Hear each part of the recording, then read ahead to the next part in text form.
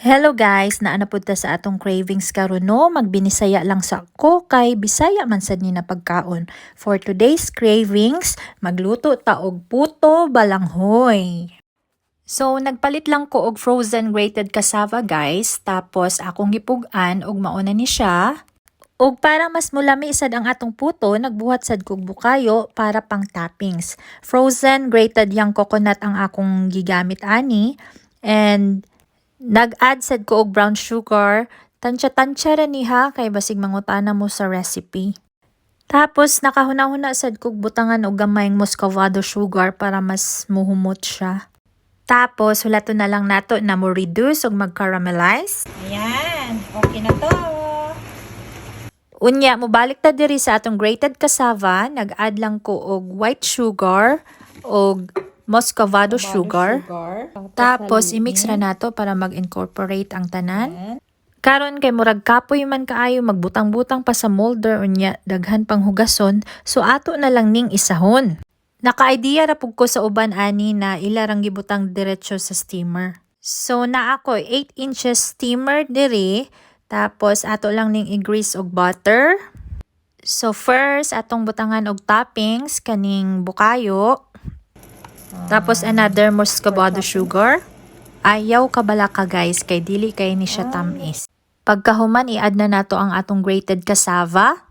Tapos another layer sa bukayo ug another layer na sad sa grated cassava.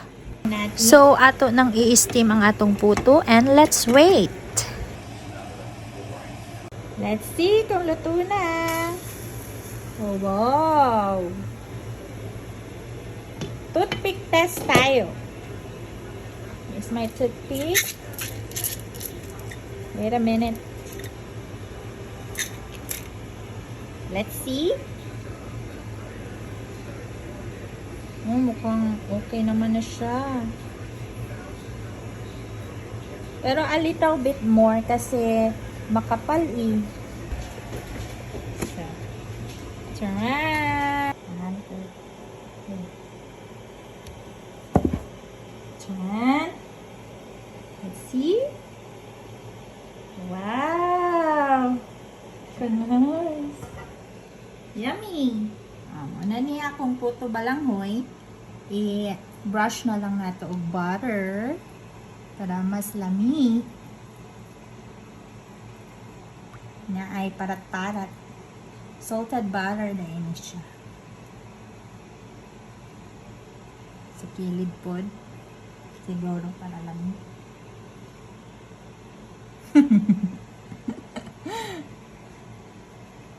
Okay?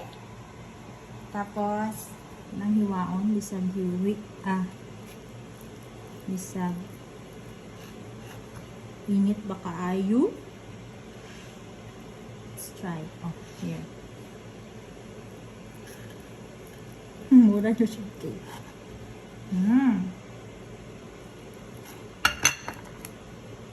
Nawa. Yummy! Naman na siya palaman sa salad.